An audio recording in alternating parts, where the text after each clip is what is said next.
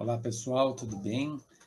Esperamos que todos estejam firmes, fortes, com disposição para a gente dar continuidade, então, ao nosso curso, né, aos nossos estudos aqui.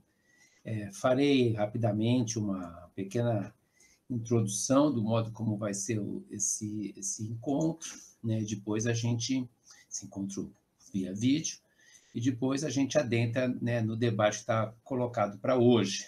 Vou utilizar aqui uma gravação, uma apresentação, e peço desde já desculpas para vocês por qualquer coisa, porque vocês vão lembrar o que o Marcos disse no encontro passado, né, que não tenho essa experiência toda como ele tem, como todos sabem, né, cheio de vídeos dele aí distribuídos, né? Então, eu vou abrir aqui uma apresentação e com ela eu vou fazer esse trabalho aqui com vocês, né?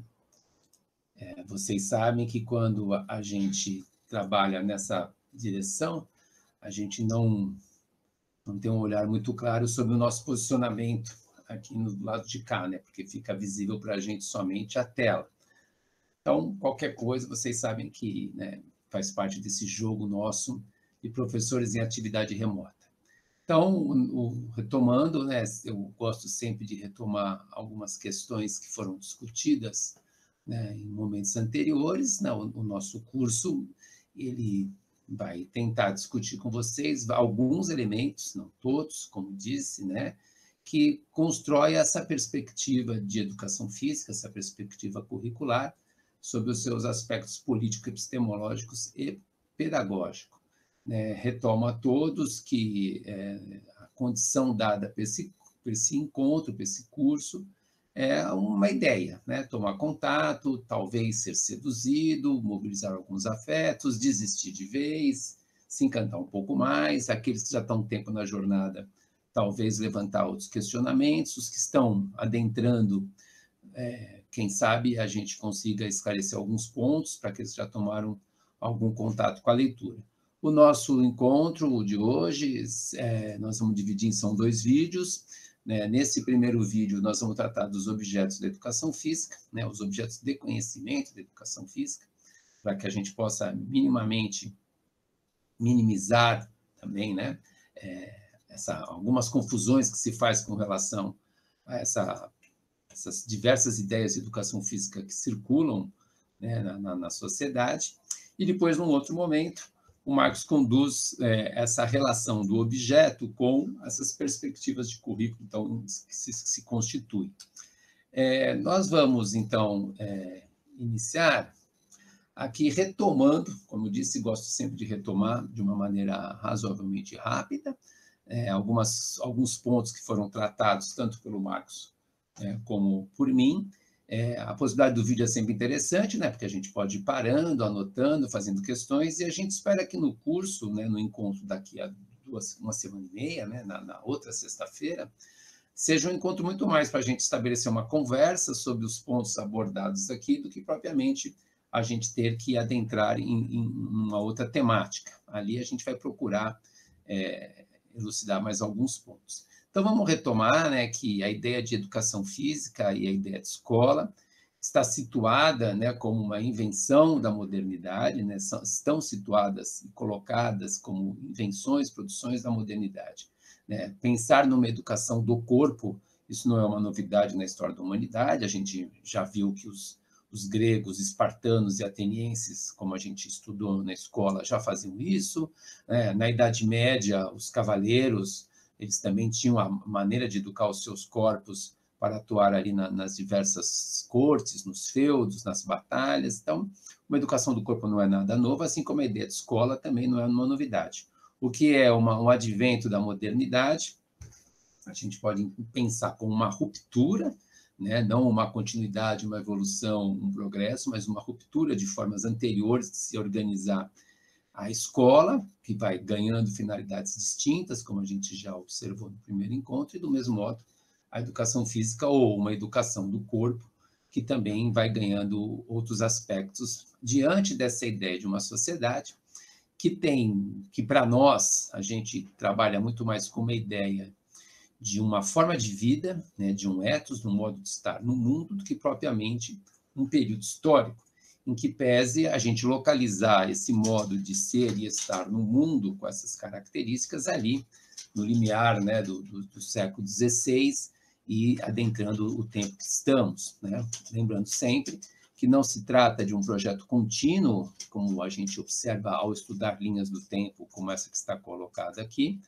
mas que se coloca como uma maneira, né, de estar no mundo e, ao mesmo tempo, impactar o espaço-tempo em que se vive.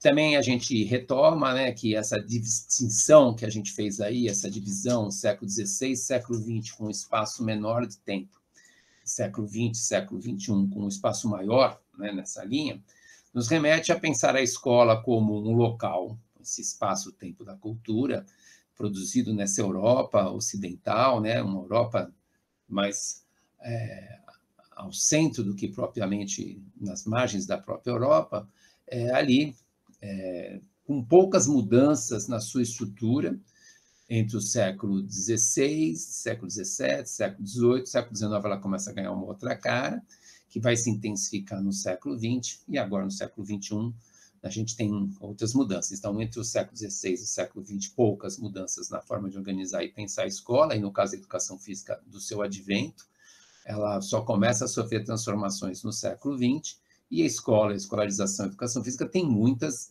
interferências e muitas mudanças, né, nesse período. E a gente não pode esquecer, né, que nós trabalhamos com uma noção de que na modernidade há um modelo de soberania centrado no Estado, que se pauta, né, em alguma medida, né, numa certa continuidade ou uma apropriação de um modelo centrado, né, num pastor que toma conta de as suas ovelhas, sabendo o cuidado delas, né, observando-as, tomando cuidado, mas, ao mesmo tempo, essas ovelhas, sabendo que são observadas e são cuidadas, uma lógica de individualização, né, de cada ovelha, mas de todas as ovelhas, então, também uma ideia de coletivo. E essas ideias elas vão também se organizar a partir dessa ação sobre o corpo, essa ação anatomopolítica sobre o corpo, né, no caso das técnicas disciplinares, e uma ação biopolítica sobre a espécie humana ou sobre um conjunto de indivíduos, sobre a população, todas elas pautadas na noção da norma. Então, a gente retoma para que isso não fique esquecido quando nós chegarmos nos objetos da educação física e quando a gente pensar os currículos, ou seja, são currículos que estão pautados numa lógica de sociedade, com crença na razão, no progresso, num certo modelo de homem, numa forma de organização de um Estado soberano que se utiliza de técnicas disciplinárias e de ações biorreguladoras ou de biopolíticas, para que essa população, então, possa ser livre, estar livre, circular com liberdade, né, poder realizar, em alguma medida, seus desejos, e, ao mesmo tempo que são livres, essas pessoas precisam estar num território com segurança, onde elas estão em pele uma certa forma de governar essas pessoas, não mais no governo da tirania, no governo da ameaça, no governo da morte dos reis soberanos, mas numa lógica de uma sociedade em que promove a vida, né, faz com que essas pessoas tenham condições de estar vivas e, do mesmo modo, esperar-se que essas pessoas possam se governar, porque é uma forma central numa sociedade muito ampla, é que as pessoas se governem dentro de um quadro maior de governo. Então, isso não pode esquecer, não pode ficar longe da nossa forma de pensar o curso e as questões da educação física. Então, para a gente começar a adentrar na ideia da educação física em si, seus objetos, seus currículos, nós não podemos esquecer que toda a prática educativa ela está pautada em concepções de sociedade. Então, essa sociedade moderna, né, ou seja, tem um projeto de sociedade que a gente sempre coloca sob suspeita, ela se apresentou em determinados modos de ser e ainda apresenta características, como vocês vão ver, né, dessas ideias que estão representadas por esses modelos, né? A esquerda, no começo dessa sociedade, ainda trazendo algumas heranças, né, das sociedades absolutas, a gente tem ali, né, um modelo mais segregado de sociedade, Marx explicou isso. Depois, uma transição com um modelo de sociedade que todos estão dentro, não há um apartamento muito extenso entre essas pessoas, né? Não há um modo de apartar essas pessoas uma das outras, mas as pessoas, ao adentrar essa sociedade, têm todas elas condições de mobilidade social, né? E de mudar de extrato social que elas estão, para a gente adentrar também num processo novamente, não de evolução, nem de progresso, mas um processo contínuo de continuidades e descontinuidades frutos de diversas relações que se estabelecem, uma sociedade mais em teia, onde os diversos grupos circulam de diversas formas, se aproximam mais uns dos outros, transformando essa sociedade mais numa sociedade global. Então, a gente retoma, né, as características à esquerda dessa sociedade, né, que se inicia, marcando o território como um Estado-nação, compreendendo um conjunto de indivíduos como uma população, se apoiando no conhecimento científico, utilizando de instituições disciplinares para que essas pessoas fiquem sedentárias nessas instituições e nelas elas sofram um processo também, vamos chamar assim, de ação sobre o corpo, né, e crie um sentimento de pertença a esse espaço onde as pessoas também possam identificar, visto que, com a queda de muros, de castelos, né, dessas coisas, há uma maior circulação das pessoas por esses diversos espaços, né? Nessa transição para uma sociedade já de classe, né, que se estabelece no fim do século XVIII, se intensifica no XIX e vai ganhar força no XX, e no Brasil isso se dá no século XX, a gente não pode esquecer.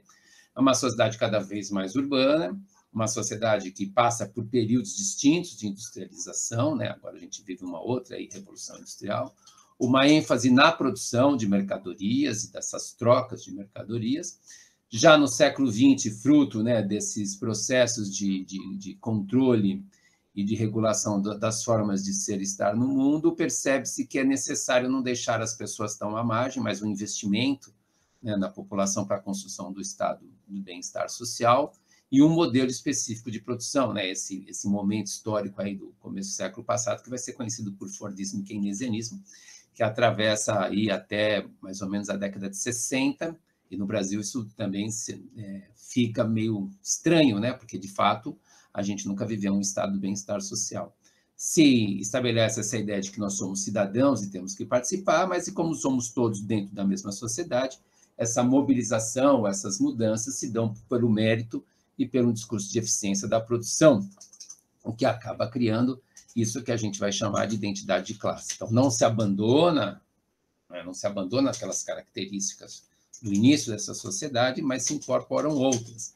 E nessa transição, a partir dessas revoluções tecnológicas, depois da Segunda Guerra, né, a expansão da economia liberal por todo o globo a partir do século XIX, a gente tem uma série de mudanças que vêm acontecendo marcadas, né, em termos históricos, principalmente ali após, né, o início do século passado e marcado pelas guerras. A gente tem um aumento da tecnologia, que faz com que a distância e o tempo de relação entre as pessoas se comprimam, né? Então, nós estamos aqui num exemplo clássico disso, né? Estamos em espaços distintos e, né, em tempos nada síncronos podemos nos encontrar, estarmos juntos, né, em momentos que são possíveis assíncronos, né? Esse fenômeno se esparrama pelo mundo, nós vamos chamar isso de globalização econômica, na globalização tecnológica, e é o momento em que essas fronteiras dos Estados-nações, principalmente as nações mais fracas, né, do ponto de vista econômico e bélico, parece que vão ruindo,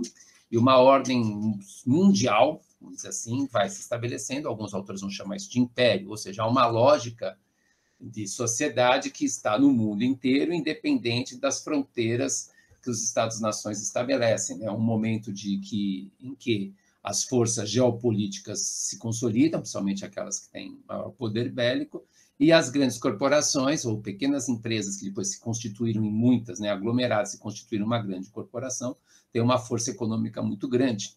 Isso muda a lógica do trabalho, estabelece uma outra dimensão, né, nas relações humanas, que não é a da troca, mas é a ideia da concorrência.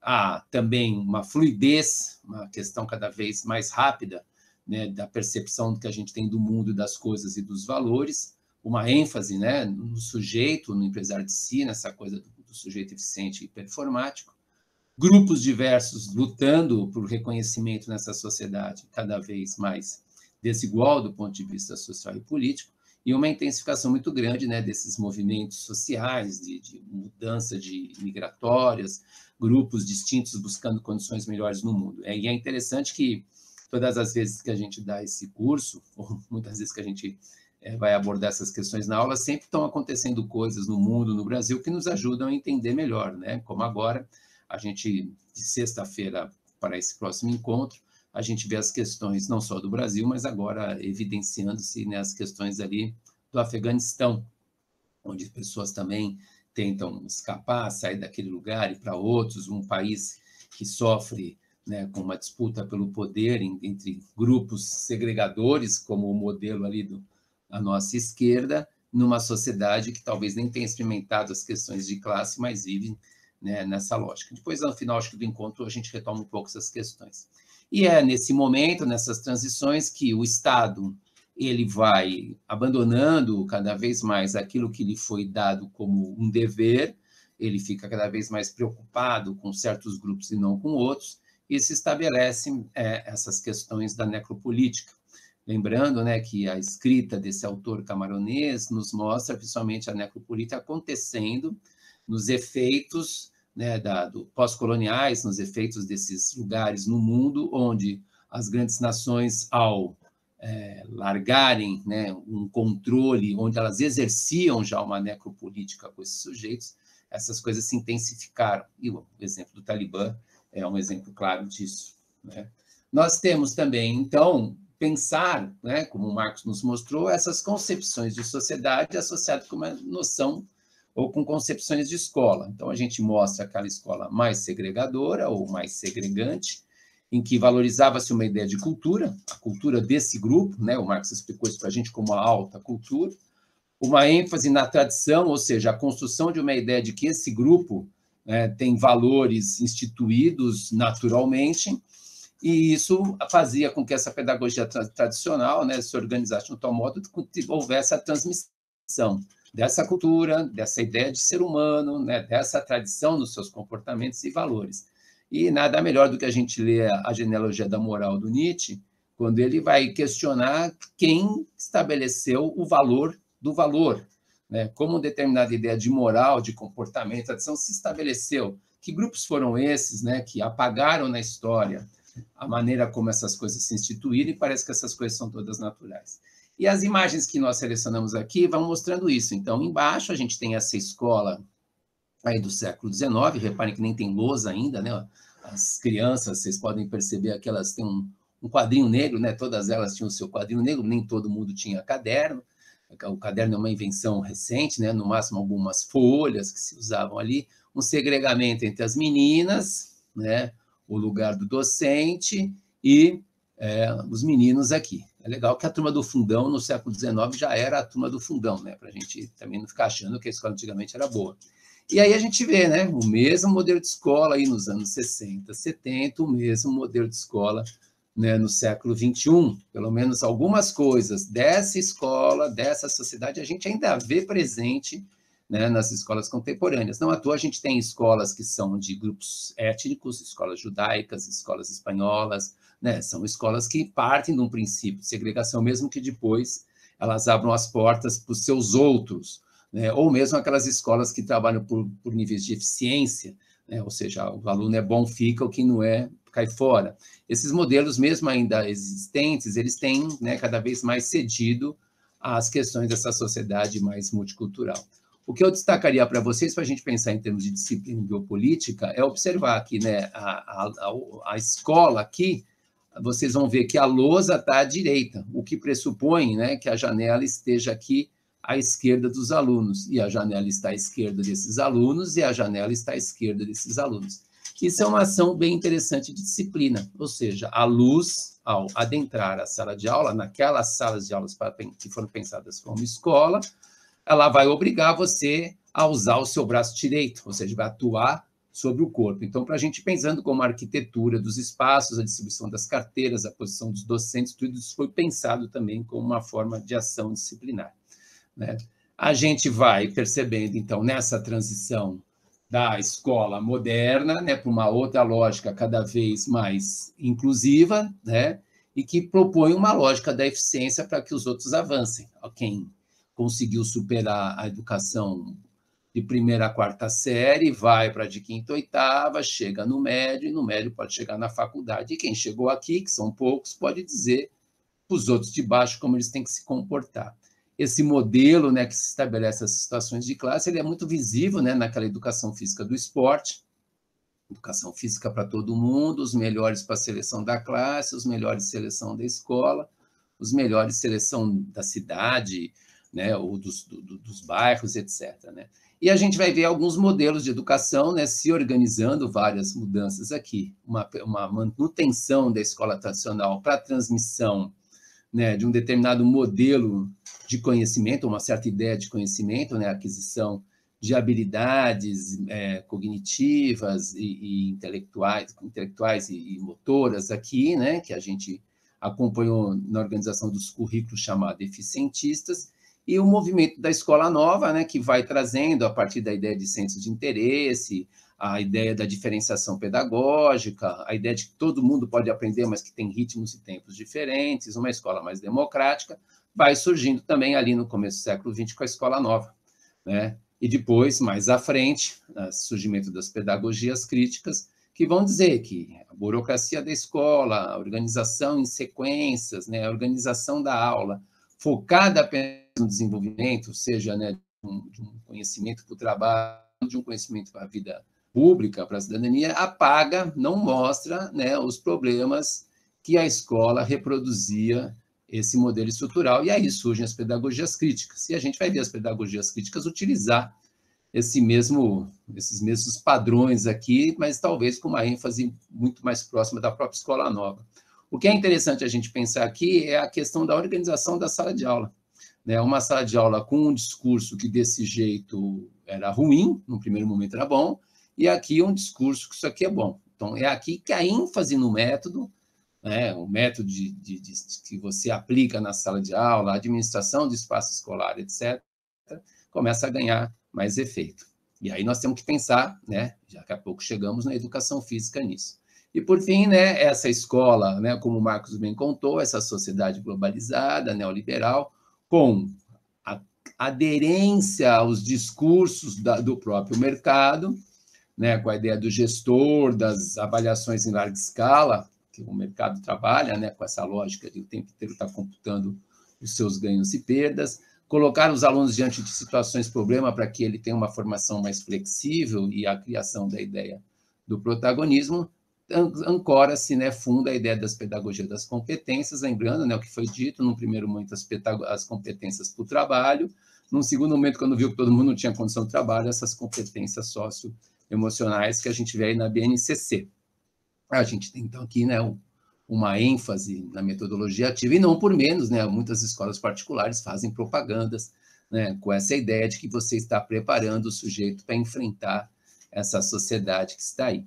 Ao mesmo tempo, por conta das diversas lutas sociais, né, isso foi comentado, nós vamos abrindo espaço para pensar a diversidade dentro de uma sociedade multicultural. E aqui, né, muitas coisas vão aparecendo, algumas problemáticas, né, como aquilo que Rodolfo Santomé chamou de pedagogia turística, que a gente traz, né, o diverso para dentro, mas não tensiona, né, de que forma certos grupos estão colocados em situações outras, né? E vão surgindo, então, também pedagogias preocupadas com os processos de subjetivação, muito mais do que a inserção do sujeito no mercado de trabalho. Olhando tudo isso, a gente vê a educação física, né? Lá, nessa sociedade mais apartada, os movimentos ginásticos, e aqui a gente não pode esquecer, né, quando nós falamos dos movimentos ginásticos, uma associação da medicina, lembrando, né, essa sociedade que se urbaniza, os problemas médicos sanitários, os conhecimentos médicos se tornam conhecimentos importantes, nós demos aqui alguns exemplos, e, ao mesmo tempo, uma pedagogia que vai também se tornar científica. Então, a pedagogia racional com uma visão racional também, né, do conhecimento científico sobre o corpo, é com que faz que a educação física, então, emerja com essa lógica, né, de pegar práticas corporais, no caso, né, os métodos ginásticos, e trazê-los para dentro da escola, né? Nós estudamos isso muito bem ali com Carmen Lúcia Soares, no que diz respeito às raízes europeias, né, na educação física brasileira. E nessa transição, né, num primeiro momento, uma educação física pautada no movimento esportivo, e isso é interessante a gente pensar que a ginástica perde força com a derrota, né, dos países nazistas ou dos aderentes, nazismos e fascismo, que tinham uma ênfase na ginástica. Os países ganhadores da guerra tinham ênfase no ensino esportivo. Isso vai ganhando força e a gente não pode esquecer que nos anos 70, 60, nos Estados Unidos, no Canadá, na Alemanha, há toda uma construção de um movimento científico sobre a prática esportiva, que leva também à construção daquilo que mais tarde a gente vai conhecer como ciências do esporte, e aqui no Brasil vai gerar a construção, né, da nossa entidade científica, né, que é o Colégio Brasileiro de Ciências do Esporte, em que pese hoje ele discutir outras questões. Nós temos, então, no primeiro momento, reproduzindo isso de uma maneira mais intensa, esse movimento do esporte, né, de um determinado jeito que a gente volta lá, o Marco já explicou, e as pedagogias que tentam atender a todos, para que todos possam, por conta própria, né, ter o seu mérito, visto que isso aqui excluía alguns, não dava possibilidade para todos, e, no meio disso, as pedagogias críticas, novamente, né, criticando que não se observa os modos de operação do capital sobre a gente. E no século XXI, né, já foi discutido, a educação para a saúde, com essa lógica da competência e do cada um por si, e a educação cultural, né, para a gente, e o momento da necropolítica tangenciando todos nós. Muito bem, feito esse aparato, né, introdutório, nesses 15 minutos introdutórios, a gente retoma a questão: como governar, como ser governado, como me governar, né? Pela lógica do Estado, o Estado que impõe suas lógicas para a gente, né, e tenta fazer essa regulação da sociedade com o mercado, pela uma lógica do mercado, ou uma tentativa que alguns têm defendido muita ideia, principalmente o português Boaventura Souza Santos, pela uma lógica, né, daquilo que acontece no espaço da nossa comunidade, onde determinadas práticas são mais interessantes do ponto de vista local para se articular com o global do que uma ideia global que tente sobrepor o local. Coisas que a gente vai falando nos encontros, né? E nisso é decorrente da própria crítica que se faz à modernidade, autores diferentes vão olhar para ela de modos diferentes, por isso que a gente vai encontrar a modernidade tardia, a modernidade líquida, a hipermodernidade, pós-modernidade, né? Que todas elas, em alguma medida, falam da descrença na razão, na ideia de que há um progresso, uma linearidade evolutiva de sociedade, e que esse homem dotado de razão era capaz, né, de criar os melhores saberes para o melhor da população. Nós já visto, né, como o nazismo se apropriou, né, da ciência para produzir o que produziu, como que a gente tem visto, né, a produção da ciência chegar em grupos que vão sendo desprivilegiados, e como, apesar do conhecimento científico que está aí, né, a gente cada vez degrada mais o ambiente, mais gente passa fome, em que pese muitas pessoas poderem viver mais, né, também com a ciência. Bom, e aí a questão que fica e a educação física nisso tudo? Então, agora a gente, sem perder de vista isso, né, não vamos ficar retomando todos os encontros, mas achei importante retomar, né, e a educação física nisso tudo, agora a gente tem que fazer essa articulação, né, em que o Marcos, no primeiro momento, apresentou, e depois ele traz para as questões de currículo. Então, para a gente pensar a educação física, em alguma medida, a gente vai precisar defini-la, né, diante de todas essas questões que estão aí. Eu trago essa foto para a gente pensar que essa ideia de aula de educação física já aconteceu na nossa cidade, né? Espero que alguns reconheçam, né, que aqui é uma aula que dá para perceber que não é numa quadra, o que pressupõe um outro tipo de finalidade. Não é uma aula de judô, vocês podem perceber pelo material que os alunos usam, né, não se caracteriza, apesar da faixa, do fardamento branco, mas é uma aula que tem toda a ver uma questão estética, uma questão corporal, né, que os métodos ginásticos, e no caso aí o sueco, né, influenciam um pouco a nossa educação física. Aqui vocês estão vendo uma escola particular de São Paulo, que atendia apenas meninos, todos eles brancos, o que nos remete àquela figura, né, de segregação de poucos na escola e a maioria fora, né, ou seja, meninos brancos numa escola, então os outros grupos estão fora daqui. Para a gente pensar o que é a educação física, em alguma medida, a gente vai ter que pensar em alguns dos seus objetivos. E aí eu trago para vocês 6 definições de educação física, todas elas mostram que a educação física não é, né? Ela, ao longo do tempo, se constitui, como diz o Walter Bratt, ela vem sendo, né? Ela vem sendo muita coisa. Eu trago aí 6 definições, então, do que vem a ser educação física. Peço que vocês leiam e que, em alguma medida, vocês tentem identificá-las. E, ao mesmo tempo que tentem identificá-las, vocês tentem perceber com qual delas, ou quais delas, você se identifica. Qual será que é a educação física que você tem mais simpatia? Qual será que é a educação física que você acha que você faz? E pode ser que não seja nenhuma dessas, e pode ser que seja mais de uma, e pode ser que sejam todas, ou várias, né? Mas eu convido vocês a pensarem que a educação física número 1, ela também acontece fora da escola, nas academias de ginástica, por exemplo. Eu posso dizer para vocês que a gente aprende elementos da cultura até no bar, né? Eu aprendi a jogar mata-mata no bar, eu aprendi a jogar palitinho no bar, ou porrinha, né? A gente aprende na rua, então não existe uma educação física que fica exclusiva de aprender os elementos da cultura na escola, né? Eu também sei que muitas crianças com dificuldades de aprendizagem podem fazer trabalhos em clínicas psicomotoras, clínicas de reeducação motora. Eu também sei que é possível, né, as crianças desenvolverem esses elementos numa escolinha de esportes, num clube, né, numa atividade um pouco mais regrada. Também sei que se eu for ao parque, eu posso ter atividades de lazer, né, e se eu estiver no condomínio desses que tem monitores ou no centro né, nessas colônias de férias, tem muito na igreja, muita gente faz essas atividades com vista ao lazer e à aquisição da saúde. E também sei que se a gente frequentar diversos lugares que requeiram habilidades muito diferentes, ir à praia, né? Na praia jogar um frescobol, nadar, aí depois eu vou na rua, jogo um vôlei com a turma da minha rua, eu brinco de taco, vou num baile, jogo uma sinuca, né? Vou num baile, danço. Se eu estiver explorando muitas possibilidades motoras, eu também adquiro, né? Ou amplio um acervo motor. Então, essas questões que eu estou trazendo, né, de que educação física é essa, e se ela acontece em outro lugar, eu posso ficar pensando, mal, peraí, se tudo isso que é educação física acontece fora, por que educação física na escola?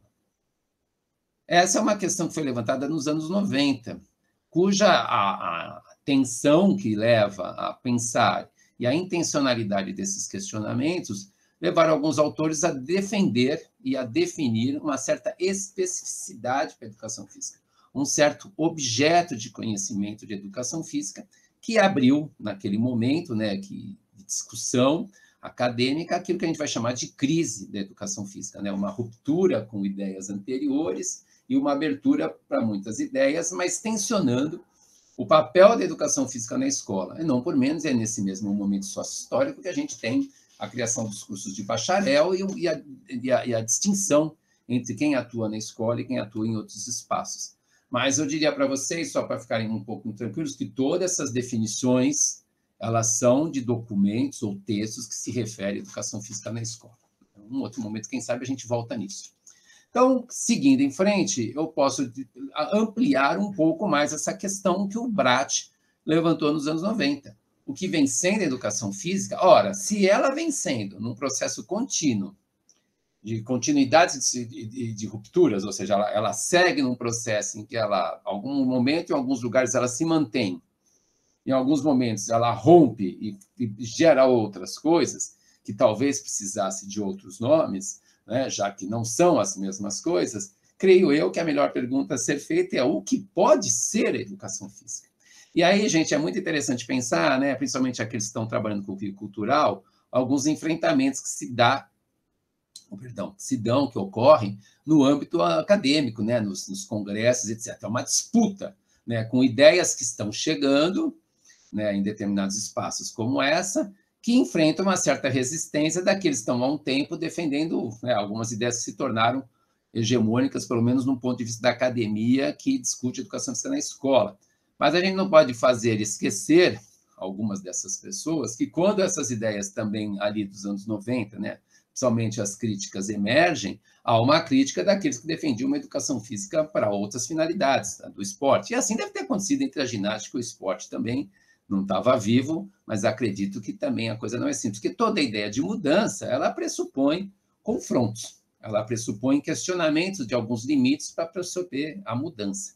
Então, olhando para a foto, à esquerda, né, uma educação física ali voltada para essa aptidão físico-esportiva, a construção de uma nação, né, que tivesse a aptidão física, uma nação saudável, uma nação esportiva. E lembrando que o Marcos disse, né, não era uma pedagogia de educação física com a finalidade última formar atleta, né, mas era uma educação física voltada para uma aptidão física, seu objetivo, mas que tem um determinado objeto de estudo. A gente pode ver aqui na figurinha do meio, né, uma educação física pautada, né, na noção do próprio corpo, o esquema corporal, né, a educação física proprioceptiva, uma educação física que com foco, pelo menos a gente localizando a imagem e vendo o tipo de movimento, com base na promoção da saúde, uma educação física que traz elementos da cultura dos sujeitos da escola para dentro da escola, coisa que outros tempos não tinham, uma educação física, como a gente já viu várias vezes, em que muitos professores trabalham com uma perspectiva da recreação, cada aula uma atividade,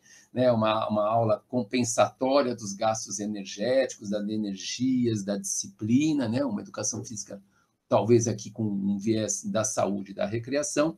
E aqui, né, o efeito de uma educação física cuja meta, vamos lembrar da ampulheta do Galahu, é fazer com que as pessoas tenham habilidade motora para a prática esportiva profissional, para o trabalho, para o lazer, para a vida adulta, não é? Então, uma pessoa com um bom acervo motor, né, pode se tornar uma adulta que ande de patinete aí em frente às questões da poluição. Então, eu posso entender que a educação física não é algo, ela tem uma história onde ela se inicia absorvendo discursos médicos, científicos, discursos pedagógicos, científicos, se apropria da ginástica, um modelo construído a partir de conhecimentos científicos, com a finalidade da construção de um corpo, cujo modelo também é um modelo criado pelas ciências, e depois essa educação física vai, né, nas suas diversas discussões, criando, né, descontinuidades e outras formas de ser. Isso tem a ver com a definição do seu objeto de estudo. Então, para eu compreender uma concepção diária, uma concepção de educação física, eu preciso saber qual é o objeto que ela trata, cujo conhecimento sobre ela vai permitir que eu elabore ações pedagógicas sobre esse objeto.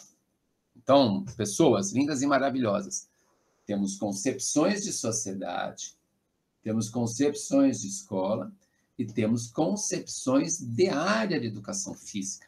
A educação física que acontece na escola, que eu não gosto de chamar de escolar, porque eu entendo que ela nasceu na escola, e educação física adjetivada são outras formas de pensar a educação física, a da academia, a do clube, a do treinamento esportivo, etc. Esse é outro papo. Mas, retomemos. Se eu penso uma educação física que vai ter por finalidade separar algumas pessoas para representar a escola numa competição esportiva, eu tenho que entender qual é o objeto de estudo que me permite chegar aqui.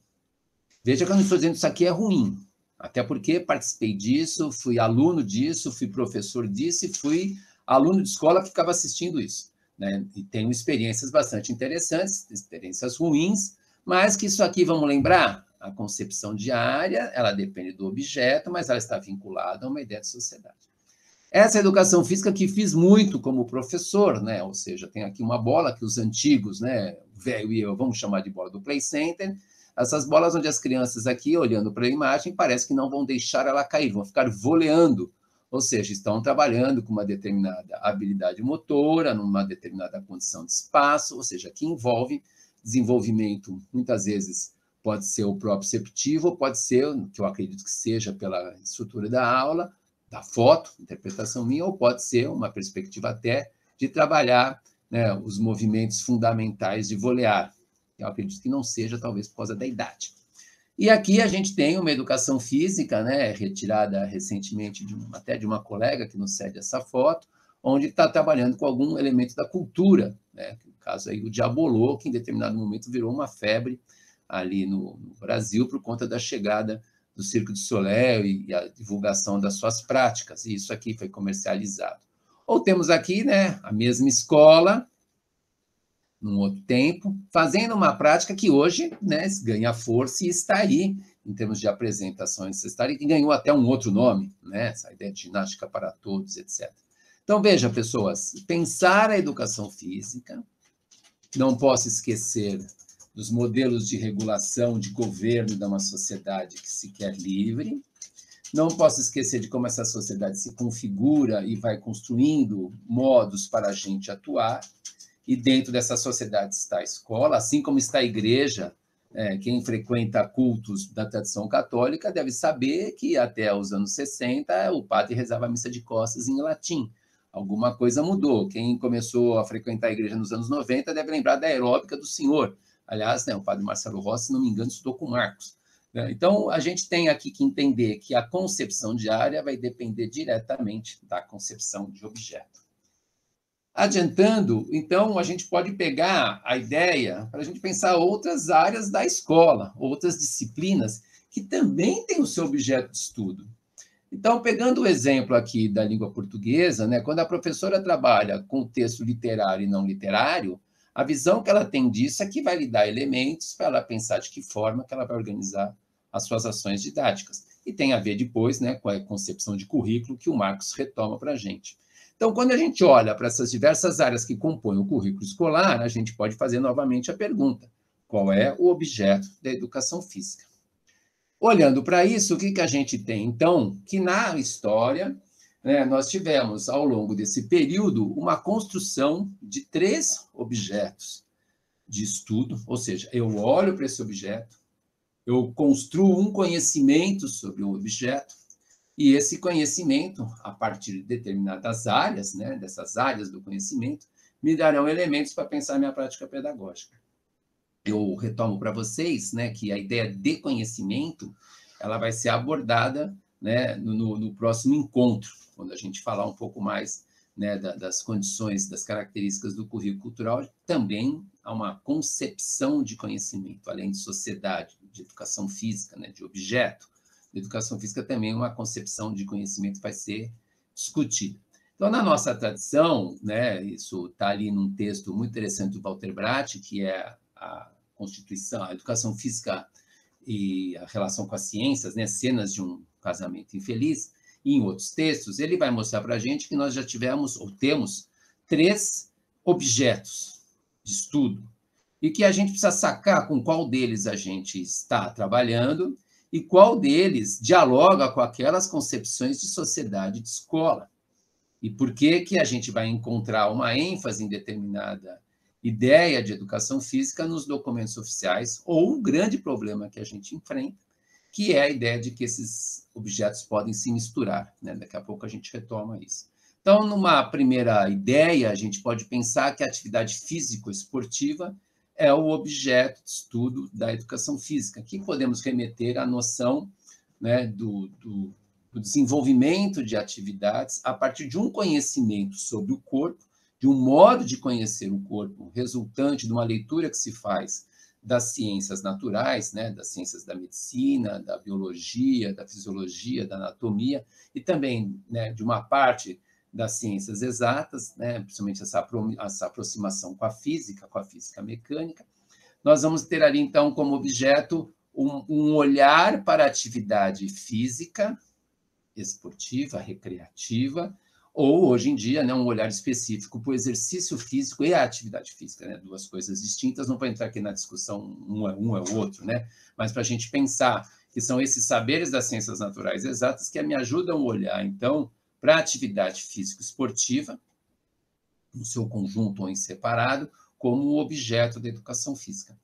Nós também temos um outro objeto da educação física que é fruto da aproximação da educação física com ciências, né, que se desenvolveram a partir das chamadas ciências-mães, né? Então, nós temos ali a aprendizagem motora, né, que são herdeiras desses saberes que aparecem em cima, né? O desenvolvimento motor, ambas também ancoradas na psicologia do desenvolvimento. Então, psicologia do desenvolvimento, biologia, biomecânica, vão ajudando né, a gente a pensar uma construção de certos saberes e também antropologia social, para que essa ideia de movimento humano se caracterize por uma relação biopsicossocial, né? Ou seja, ela integra outros campos do saber para um olhar para esse movimento humano.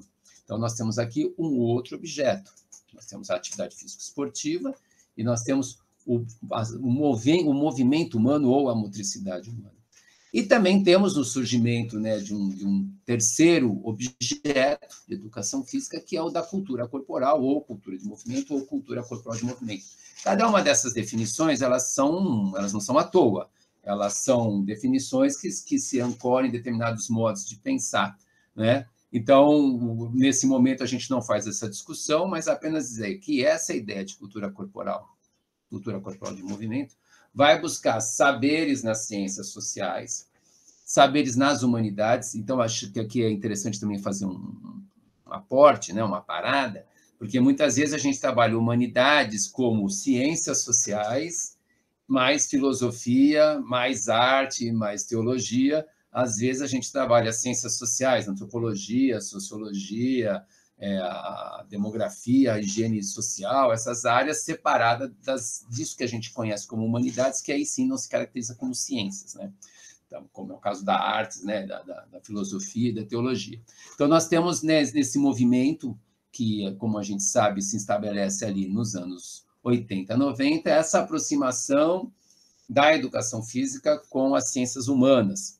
É o mesmo momento, né, razoavelmente muito próximo, em que a educação física brasileira se apropria, se aproxima desses saberes, né, que vão constituir uma ideia de movimento humano. Então, eles são meio, né, que paralelos em termos de surgimento, né, de uma forma de se pensar a educação física.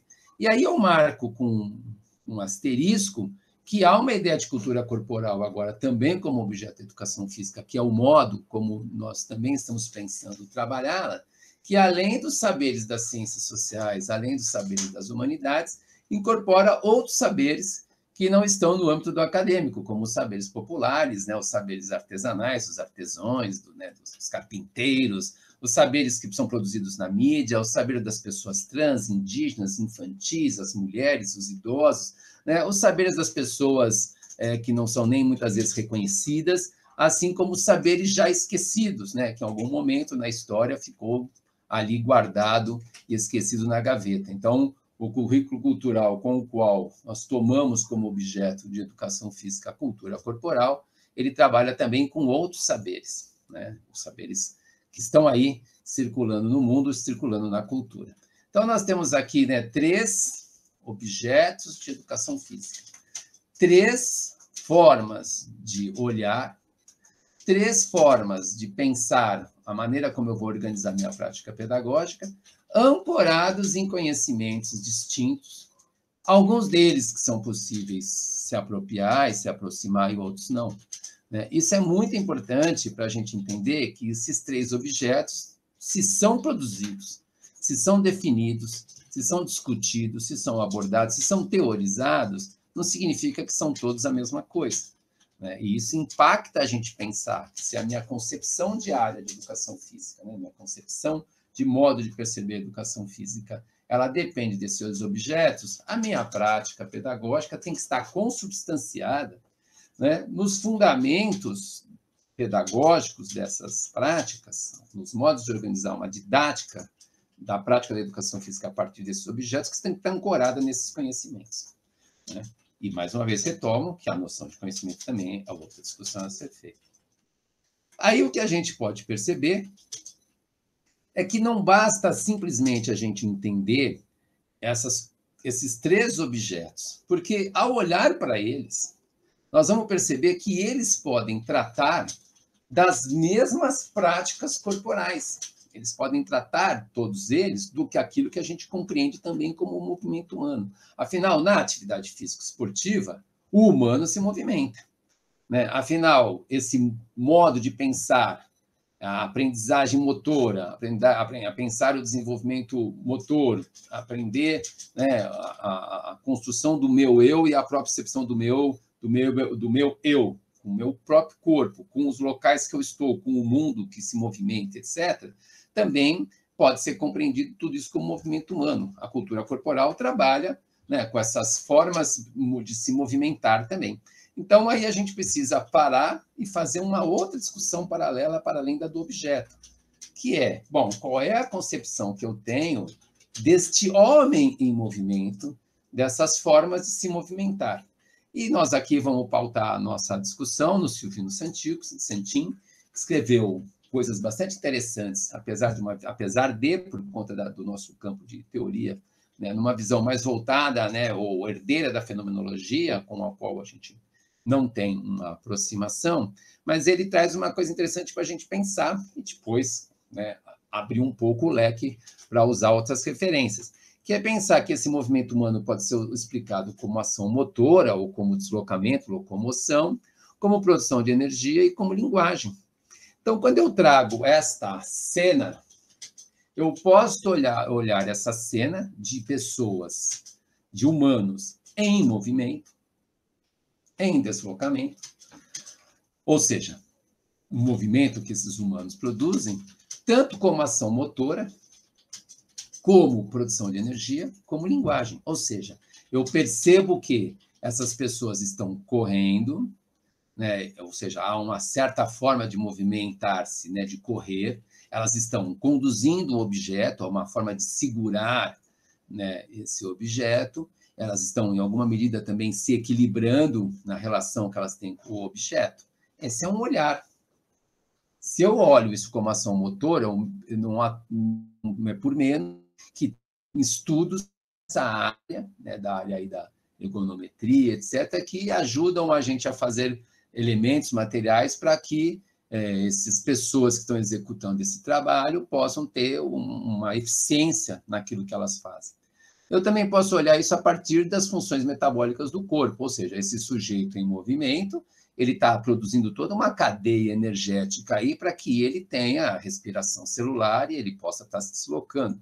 Mas eu também posso olhar isso como uma forma de linguagem, ou isto é, quem são essas pessoas, o que estão fazendo, o que elas estão comunicando, né? Eu só reconheço, né, que essas pessoas são trabalhadores, né, da área do recolhimento do lixo urbano, porque eu sou um sujeito da cultura que já vi isso, já aprendi a identificar, por meio das suas roupas, por meio do material que eles carregam, né, a função social que eles exercem, a função do trabalho que eles exercem.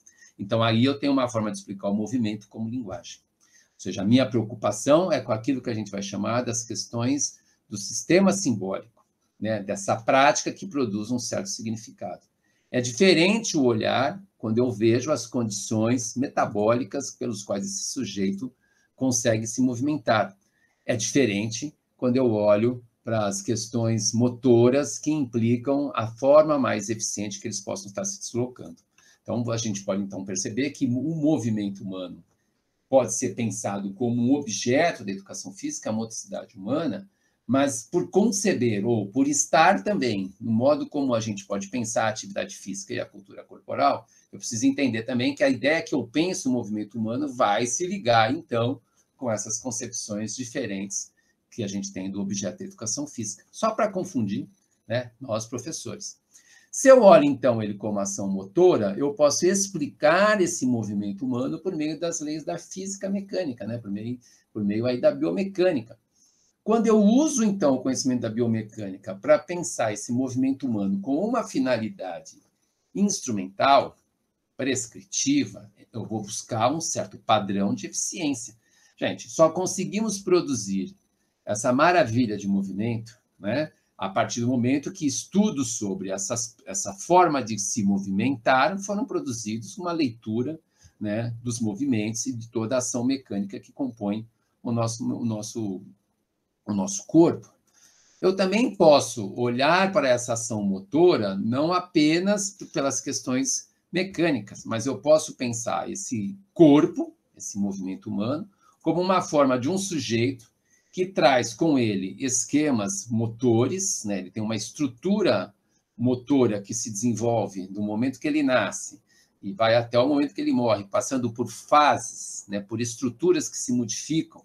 A gente pode entender um pouquinho aí até a ideia do estruturalismo atacando aí essas ideias, Eu sei que esse sujeito ele tem um processo de desenvolvimento ontológico, né, ontogenético, em que, na interação que ele tem com os objetos do mundo, as suas estruturas de ação se modificam. E aí eu posso pensar distante da ideia de um movimento eficiente, mas pensar numa ideia um pouco mais ampla de um desenvolvimento motor, cognitivo, afetivo. E aí, essa aula que está, ou a foto dessa aula que está aí, ajuda a gente a entender, né? Fica bem fácil da gente perceber a menina lá no fundo deve ter jogado a bola com uma posição do braço um pouco mais, né, antecipada da soltura da bola, a bola deve ter ido mais para frente, ela está correndo atrás, enquanto outros aqui conseguiram manter a bola mais tempo, né, na sua alavanca, jogar para cima e conseguir pegar. Ou seja, há todo um processo de percepção do corpo, de domínio dessas habilidades, que é na interação desse corpo sujeito com os objetos, com o próprio corpo, com o mundo, os objetos parados, os objetos em deslocamento, eu também posso entender esse movimento como uma ação motora fruto desses processos que se dão na relação entre um biótipo, um corpo, um ambiente e as condições da tarefa, como a gente bem aprendeu com David Gallagher e reforçado por Gotani et al. Né? Nós podemos também entender, a partir da ideia da produção de energia, toda uma ideia de educação física com vistas a melhorar a condição das pessoas em relação aos seus processos metabólicos, o que implica pensar uma educação física pautada nessas ideias. O que é interessante nessas ideias todas que a gente trouxe é que, em uma medida, elas estão muito próximas, porque elas estão pautadas em muitos saberes que são ou saberes mãe, né, de ciências mães, ou saberes decorrentes deles, e têm todos eles uma função prescritiva, né? Eles prescrevem uma ação da educação física para um corpo, né, que ou se desenvolve, ou ele pode se tornar mais apto do ponto de vista físico e do ponto de vista da execução dos movimentos. Muitos deles estão ancorados, mas a gente precisa entender o que é foco, para a gente pensar na organização das nossas práticas, que é aquilo que a gente vai chamar de currículo, que o Marcos volta a seguir. Mas a gente pode pensar na educação física também, no movimento humano, como área, como linguagem, movimento humano como linguagem. O M aqui, né, não é nenhuma sacanagem, né? O M caiu fora sem eu perceber aqui na apresentação. Então, essa ideia de linguagem, ou seja, a ideia de que o corpo é produzido na cultura, e ele, ao estar na cultura, ele adquire uma forma de se movimentar que é típica e característica daquela cultura, esse corpo também comunica significados, ele comunica intencionalidades, ele comunica as formas de ser, ele comunica a forma de estar, ele comunica a própria cultura, que lhe dá a guarida para ele se tornar o que ele é. Então, ao pensar a educação física, ao pensar o movimento como linguagem, é um dos elementos que fortaleceu a aproximação da educação física com uma outra função social na escola, que é aquela que vai trabalhar esse sujeito que é construído historicamente, culturalmente, esse sujeito que produz e comunica cultura, esse sujeito que é um ser e estar no mundo, que está para além de um olhar, né, de um corpo que se desenvolve, que tem eficiência e que pode produzir determinadas formas de movimento. Aí está a questão de pensar o movimento como uma forma de comunicação, uma forma de expressão. E o que é interessante é que esses autores que vão ajudar a ampliar essa ideia e trazer essa ideia para a gente, né, se aproximando desses saberes das ciências sociais, né, da semiótica, e mais para frente, né, as perspectivas de linguagem outras que trataremos também aqui no curso, a gente vai aprendendo, né, que a possibilidade de fazer alguns tipos de classificação para a gente pensar que os esportes eles são uma forma de comunicação, né, uma forma de expressão, que eles têm linguagens que lhes são próprias. Aqui, para além dessa classificação, que depois, em alguma medida, a gente vai também intencioná-las, a gente pode dizer para vocês que o modo de praticar esportes das crianças bem pequenas, o modo delas produzirem, se comunicarem, seus códigos de comunicações, não tem a mesma linguagem daqueles que estão participando, né, de esportes paralímpicos, cujas condições de execução são bem diferentes das crianças bem pequenas. As crianças pequenas não têm a mesma linguagem esportiva que atletas de alto rendimento. E mesmo atletas de alto rendimento, a depender da modalidade, aliás, independente da modalidade, não têm a mesma linguagem que atletas de alto rendimento que estão em gêneros ou em condições de estar com relação à marcação de gênero no mundo, que, do mesmo modo, não é a mesma linguagem de esportes praticado por pessoas que a gente foi classificar como idosos ou de terceira idade. E não é a mesma forma de a gente pensar os esportes que acontecem nas Olimpíadas de Inverno, que estão restritas a certos grupos culturais. Então, apesar de o movimento humano ser tomado como linguagem, a gente acabou por classificar essa linguagem em alguns grupos, mas mesmo desses grupos é importantíssimo dizer que as linguagens não são as mesmas, né, mesmo sendo esportes. E aqui, né, para a gente ainda pensar numa coisa recente de ruptura, de abalo de fronteiras, o e-sports, né, que durante muito tempo as pessoas sequer imaginavam, aceitavam estar na educação física, e hoje, só para a ciência de vocês, a Faculdade de Educação Física da Unicamp tem um time que compete, né, apesar de que professores na própria FEF não aceitam isso como esporte, ou seja, lutas pela definição das coisas. A linguagem também das danças, e novamente, né, as danças, elas têm suas linguagens diferentes, sejam as danças urbanas, ligadas a grupos muitas vezes jovens ou periféricos, as danças urbanas de grupos que têm influência de outros grupos étnicos, as danças que estão ligadas às questões religiosas, ou as danças que estão ligadas a mais uma tradição do folclore de uma regionalidade. Ou seja, cada uma delas comunica, por meio do movimento, coisas distintas. A gente pode pensar também na linguagem das lutas, lutas com um sentido mais sagrado, cujos corpos comunicam outras coisas, e se a gente olhar do mesmo modo, a gente pode ficar até meio impactado. As lutas de competição, né? As lutas que têm um caráter também sagrado, mas com outra dimensão do que esse outro povo, e que atende a outras questões. As lutas como preparação de defesa pessoal para as lutas, ou pois, né, por transitar na cidade, e aquelas lutas que também tentam escapar dessa ideia, mas ao mesmo tempo sendo muitas outras, né, sendo religiosa, sendo dança, sendo um jogo, sendo, né, muitas outras coisas. Mas a gente, né, não pode esquecer que, apesar desse conjunto de danças, de lutas, assim como as danças e os esportes, são produzidas por grupos diferentes, com significações diferentes. Esse passa a ser, então, também um olhar da educação física a partir desse objeto, cultura corporal, a qual essa ideia de linguagem se associa.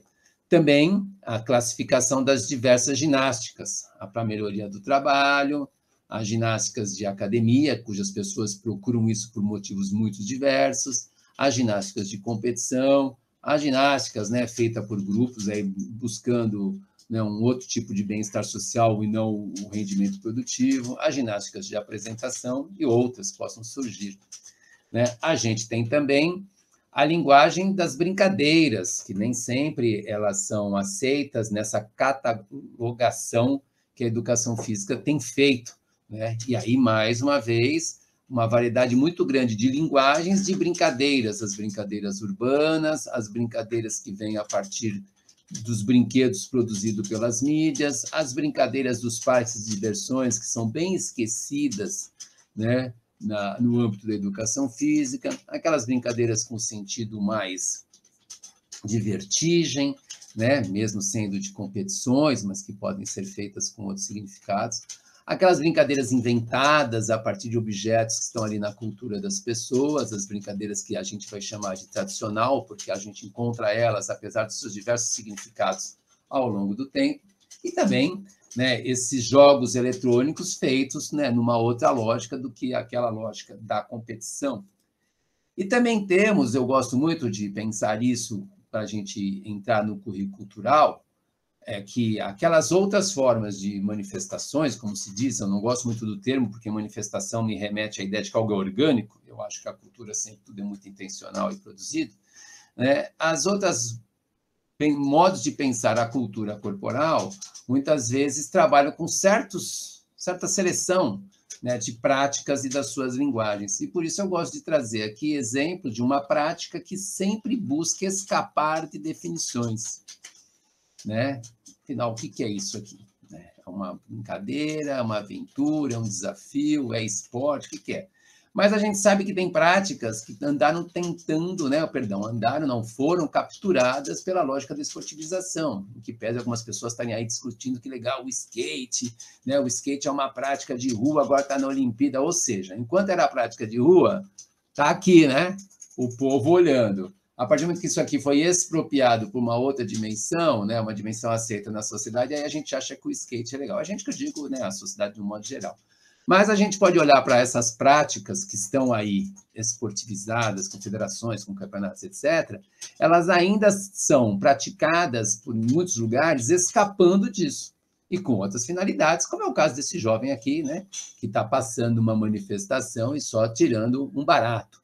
Mas também tem aquelas práticas corporais que a gente não dá a mínima, e quando olha, acha elas exóticas, não consegue nem classificá-las, né, como essa prática aqui, que é um jogo muito interessante, depois eu conto o nome para vocês, que a gente vai usar outras similares nos encontros, da cultura lá na Índia, de uma região da Índia, ou essa no Japão, né? Ou seja, isso aqui ainda não classificamos, não nos interessamos, talvez só para tirar foto, né? E essas aqui, né, mais distância ainda. Talvez agora com o Talibã, algumas práticas corporais talvez apareçam, né? Se vocês assistiram o Rambo, aparece uma lá, né? Os movimentos que ele está lá, com Rambo 3. Vão lá assistir, que tem uma prática corporal característica ali da região ali das estepes. E tem aquelas práticas corporais que elas têm outro significado, mas os sujeitos de educação física querem atribuir outra coisa, brincadeira ou uma que quiser. Né? Essa brincadeira aqui tem um sentido de contação de história. Ou seja, a linguagem das práticas ainda não catalogadas. Isso é algo que o currículo cultural já observa. E mais, aquelas práticas que ainda não foram inventadas, que estão por inventar e que acontecem o tempo inteiro nas escolas, onde as crianças ficam boa parte do tempo, acontecem nas ruas, acontecem nas casas das pessoas quando se reúnem, né? E essas ainda também não foram catalogadas, não foram pedagogizadas, não foram didatizadas, não estão ainda com determinadas finalidades. No nosso caso, mais para frente vamos falar disso, elas nos interessam porque, né, elas são modos de estar no mundo. Então, caminhando para o fim, a nossa concepção diária, ela é extremamente dependente do modo como eu penso o objeto da educação física. Aqui o objeto é a atividade físico-esportiva. Isso vai mobilizar determinadas ações pedagógicas, que não batem com essas. Não dá para eu dar essa educação física pautada no movimento humano e fazer isso aqui depois. Essas crianças aqui vão tomar pau quando chegar para jogar lá. Ou eu vou selecionar alguns que eu sei que sabem jogar e levar ali. E aí não é justo com as outras que ficaram de fora, que não tiveram essa oportunidade. Se eu tenho uma educação física que a questão é compreender os significados na cultura, não cabem práticas que não têm finalidades, não são produzidas na cultura e têm finalidades funcionais. Ninguém aqui nesta sala, ninguém aqui nesse curso, quando brincava criança de amarelinha na rua, falava assim para a mãe: mãe, estou indo brincar. E a mãe falava assim: você vai brincar do quê? Aí eu vou brincar de amarelinha. Por que você vai fazer isso, filha? Eu vou lá porque eu vou desenvolver minha lateralidade. Não, ninguém dizia isso. Né? A finalidade da brincadeira estava em si por ser um elemento da cultura. Então, aqui também a gente tem que pensar uma educação física que não vai selecionar os melhores, nem uma educação física que vai desenvolver habilidades motoras ou funções proprioceptivas. Aqui a questão é o diabolô. E, do mesmo modo, não dá para eu pensar uma educação física pautada numa ideia de atividade físico-desportiva com uma função, no caso atual, de apresentação, mas nesse tempo, com uma aquisição de uma certa ideia de saúde de corpo, né, com uma herança militar e ginástica, pensar que daqui, né, eles vão ter os mesmos domínios, ou etc. Essas questões todas, elas impactam a maneira como eu organizo esse percurso na escola, né? Essa maneira de organizar o percurso da aprendizagem, da experiência, que é uma outra questão que nós vamos trabalhar aqui, do modo de você compreender você no mundo e os outros que estão com você no mundo, o que interfere a ideia na maneira como a gente concebe a educação física. E aí a gente pode anunciar, o que daqui a pouco o Marcos vai tratar com vocês, que a maneira como a gente estabelece o objetivo, temos na história da educação física algumas formas de pensar o currículo, que, né, daqui a pouco serão trabalhadas. E isso ajuda a gente a pensar, então, a questão maior. De que formas aprendemos a pensar o que somos, quem somos e onde estamos? De que forma aprendemos a nos regular, a nos governar? De que forma somos governados? Qual é a relação da educação física, dos seus objetos de estudo e a escola com a sociedade? Então, a gente pode dizer que numa educação física, numa escola, onde o princípio é a segregação, o processo é de exclusão e, é lógico, né, a criação de movimentos mais radicais. Numa escola onde o processo de inclusão não percebe as pessoas nas suas singularidades, mas que todos estão dentro para aprender o modo que é este aqui, o que a gente tem é uma inclusão que a gente chama de excludente, uma inclusão que se dá por imposição da cultura, imposição da norma. Mas se a gente está numa sociedade onde o discurso da inclusão, onde todos estão conectados uns com os outros, todos têm direitos, todos podem ser, todos têm momentos de aprendizagem, todos têm saberes, essa inclusão ela pode se dar por hibridismo, por negociação cultural, nesse contato de você com você mesmo, de você com o outro, ou ela pode ser uma inclusão apenas para aqueles que sobrevivem às lógicas estabelecidas pelo mercado, e muitos vão ficar aqui na franja, na margem, marginalizados, marginais. Mas, diferente daqui, que eles não tinham contato, e mais ainda daqui, que sequer chegava lá, que estavam encastelados, a gente sabe que se esse carinha aqui desatar o nó dessa rede, a rede inteira começa a ficar fragilizada. Coisas para a gente pensar em termos de educação física e fechar a nossa apresentação perguntando, né, qual é a nossa escolha. Que escolha fazemos enquanto modelo de sociedade? Um modelo de sociedade onde busca-se a homogeneidade, a ideia da inclusão, onde todos aqueles que diferem são problemas, ou a gente vai pautar realmente essa escola que se diz para todos, valorizando a heterogeneidade, onde ser o mesmo, ser a identidade, ser a norma, ser aquilo que está dado e aquilo que se espera ser por grupos que em posições de poder estabeleceram, esse parece ser para nós o problema. Essa escolha em relação ao objeto, à sociedade, né, acho que fica claro para vocês.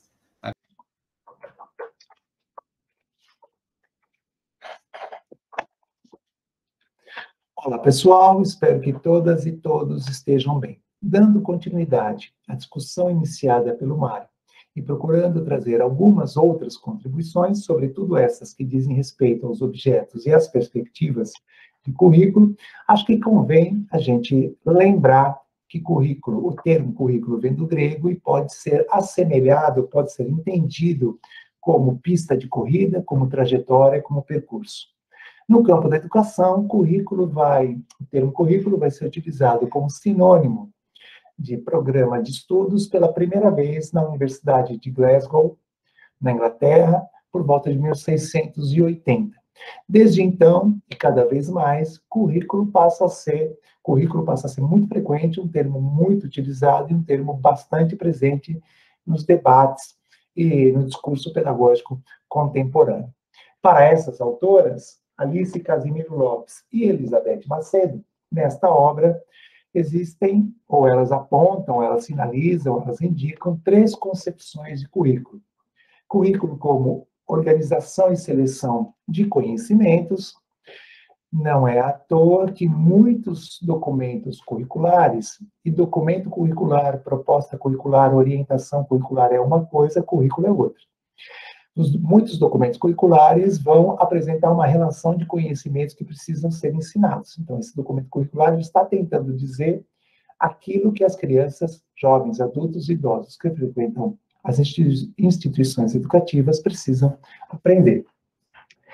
A partir dos anos 60, a partir dos anos 70, surgem uma série de trabalhos baseados principalmente na sociologia, que vão apontar uma série de críticas àquilo que a escola vinha fazendo. Naquele momento, o currículo passa a ser entendido também como forma de controle. Afinal de contas, aqueles autores, um conjunto grande e relevante de trabalhos, eles vão apontar que a sociedade, ela também era reproduzida através da escola. A desigualdade social também poderia ser impulsionada, poderia ser ocasionada por aquilo que a escola, naquele momento, aquela escola, por eles chamada de escola capitalista, fazia. Muito do que o Mário trabalhou, né, no momento que ele fez a exposição, tem a ver com esse entendimento também, né? Ou seja, olhar o currículo, olhar a escola, e se vocês quiserem, a educação escolar como um dispositivo que vai regular as pessoas e que vai formar sujeitos de uma determinada maneira. Ou seja, esse movimento de identificação, ele aparece muito forte, como eu disse, por volta dos anos 60, por volta dos anos 70, quando estes autores vão se fundamentar principalmente no materialismo histórico para apontar esse movimento que a escola fazia, esse papel que a escola exercia. Mas Alice Casimiro Lopes e Elizabeth Macedo também vão dizer que currículo, sobretudo nos trabalhos mais recentes, sobretudo nos trabalhos desenvolvidos na última década do século XX e nos anos iniciais do século XXI, currículo também pode ser entendido como texto da cultura. Se entendermos currículo dessa maneira, nós vamos entender também que o currículo é uma forma muito utilizada, muito eficaz de formar as pessoas de uma determinada maneira. É por isso que o currículo está no centro dos debates da educação, neste momento que estamos atravessando, né, com tantos documentos curriculares, com tantas disputas ao redor do currículo. Se o currículo é um texto da cultura, as pessoas que passam pelo currículo, seja na condição de estudantes, seja na condição de professores e professoras, elas são subjetivadas por essa experiência curricular, por esse percurso, por essa trajetória. Mas é esse autor, né, o Tomás Tadeu da Silva, aquelas autoras que acabamos de mencionar, Alice Lopes e Elizabeth Macedo, se referem muitas vezes a essa obra do Tomás Tadeu da Silva, que é anterior, enquanto a obra de Alice Lopes e Elizabeth Macedo é de 2011, este texto, este livro, ele é publicado inicialmente em 1999. E neste livro, o autor vai dizer que todas as teorias pedagógicas e educacionais são também teorias de currículo. Isso é muito importante na discussão que a gente vai desenvolvendo. Isso é muito importante para a gente entender por que o GPF usa o termo currículo, teorias de currículo, e não o termo abordagem. O assunto já foi discutido em alguns vídeos que vocês encontram facilmente aí no canal do grupo, não convém eu ficar repetindo essa questão aqui.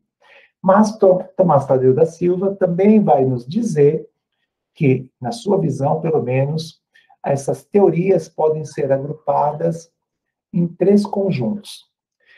Há teorias do currículo que procuram manter, que operam de tal maneira a formar pessoas que vão deixar a sociedade como está, são as famosas teorias tradicionais do currículo. Existem teorias do currículo que procuram fazer com que as pessoas se apropriem criticamente dos conhecimentos, compreendam como a lógica da sociedade capitalista opera na determinação de alguns assuntos, alguns conhecimentos como relevantes e outros irrelevantes. Alguns precisam estar no currículo, outros nem devem se aproximar do currículo. E, nesse sentido, alguns trabalhos são, por esse autor, alocados na ideia, né, nessa categoria de teorias críticas do currículo. E, por último, mesmo em 1999, esse autor, a partir de trabalhos nacionais e internacionais, vai identificar um conjunto de teorias que ele vai chamar teorias pós-críticas do currículo. Então, ele vai mencionar o pós-modernismo, o pós-estruturalismo, o pós-colonialismo, os estudos culturais, o multiculturalismo crítico, que é esse conjunto de teorias pós que, de alguma maneira, inspirou, influenciou, afetou professores e professoras pelo Brasil afora, em outros lugares do mundo também, e essas pessoas passaram a desenvolver práticas pedagógicas de outra forma. Ou seja, passaram a desenvolver os seus currículos, né, os currículos colocados em ação na escola, de uma outra maneira. É esse conjunto que contribuiu muito para o entendimento que nós temos hoje de perspectiva cultural da educação física, currículo cultural da educação física. Mas é interessante a gente retomar essa ideia de que toda a teoria pedagógica e educacional é também uma teoria de currículo. Porque neste trabalho do Walter Bracht, nesse trabalho em que ele vai discutir a constituição das teorias pedagógicas da educação física, é um texto de 1999 que está disponível facilmente para vocês encontrarem na internet, foi publicado numa edição, num dossiê da revista Cadernos SEDES, e neste texto ele vai dizer que naquele momento histórico, né, nós tínhamos à disposição essas teorias pedagógicas da educação física. Então, se o professor Walter Bracht chama a ginástica, o esporte, o olhar, né, a visão, a teoria desenvolvimentista, a psicomotricidade, a crítica superadora e a crítica emancipatória de teorias pedagógicas, nós, né, entendemos que é possível chamá-las de teorias do currículo. Afinal de contas, Tomás Tadeu da Silva nos disse que toda a teoria pedagógica, toda a teoria educacional é também uma teoria do currículo. Então, é possível a gente pensar num currículo ginástico, num currículo esportivista, num currículo desenvolvimentista, num currículo psicomotor, num currículo crítico, né, para que a gente possa pensar de forma agrupada a teoria crítico-superadora e a teoria pedagógica crítico-emancipatória. Nesse texto que o Walter vai tentando fazer e faz, né, no meu entendimento, de forma muito interessante, uma conexão entre algumas obras da educação física que, portanto, desenham, discutem, argumentam uma certa teoria de ensino da educação física e a sua conexão com essas perspectivas curriculares, com essas teorias pedagógicas que nós estamos entendendo como teorias de currículo. Então, foi nesse texto que, pela primeira vez, a gente teve um entendimento que aquele livro do João Batista Freire é uma obra representativa da teoria curricular psicomotricista ou da teoria do currículo psicomotor. Não é só essa obra. Existem várias obras produzidas no Brasil, né, como o trabalho de Ailton Negrini, de Alexandre Moraes de Mello, um livro amarelinho chamado Construindo o Movimento na Escola, ou seja, há várias obras que podem ser vistas como inspiradas, baseadas, fundamentadas no currículo psicomotor. São representativas dessa perspectiva de ensino da educação física. Bom, e aí, retomando alguns pontos da discussão que o Mário desenvolveu, mas fazendo alguma relação com as teorias curriculares da educação física, com os currículos da educação física e com os objetos de ensino, é interessante a gente lembrar que ninguém nesta sala virtual teve aulas, né, ginásticas ou baseadas no currículo ginástico, mesmo porque ele queria formar um outro tipo de pessoa, como já foi aí dito, né, repetido várias vezes, mas o currículo ginástico tinha por objeto o exercício físico. Então, o objeto de estudo do currículo ginástico, uma vez que ele se baseia na anatomofisiologia, o objeto de estudo do currículo ginástico é o exercício físico. Então, o que era feito na aula? Uma sequência de exercícios físicos. E, de várias maneiras, eles podiam ser organizados de várias maneiras, existiam vários métodos correspondentes a essa proposta, correspondentes a esse currículo ginástico. Isso vigorou no Brasil durante bastante tempo, vocês sabem muito bem, isso foi ensinado nas escolas durante bastante tempo, até que a sociedade adquiriu uma outra configuração, um outro desenho social, Outras teorias pedagógicas passaram a ser divulgadas, estudadas, experimentadas. Outras teorias pedagógicas passaram a influenciar também a educação física, e nós vemos, num primeiro momento, uma reconfiguração da proposta de ensino de educação física. Nós passamos a entender o currículo ginástico como algo ultrapassado, como algo que tinha a ver com uma sociedade oligárquica, com uma sociedade seccionada, com uma sociedade conservadora, e numa sociedade urbanizada, numa sociedade industrial, numa sociedade moderna, nós precisamos pensar de uma outra forma. É claro que o currículo ginástico também surge no seio de uma sociedade moderna, mas aqui eu estou usando a ideia de moderno, uma ideia assim, mais avançada do ponto de vista da tecnologia, da configuração social. Como nós dissemos, né, no nosso encontro síncrono, lá naquele outro momento, né, porque vocês podem ver esse vídeo no dia em que ele foi publicado, ou né, uma semana depois, a ideia da sociedade moderna, a ideia da sociedade de classes, ela está par e passo, né, com a democratização da escola, ela está par e passo com a industrialização, ela está par e passo com um currículo esportivista que tem por objeto a atividade físico-desportiva, e tem por objetivo, e aí sim, alinhado ainda aos mesmos objetivos do currículo ginástico, tem por objetivo a promoção da atividade física, a promoção da aptidão física, melhor dizendo, a promoção da aptidão física.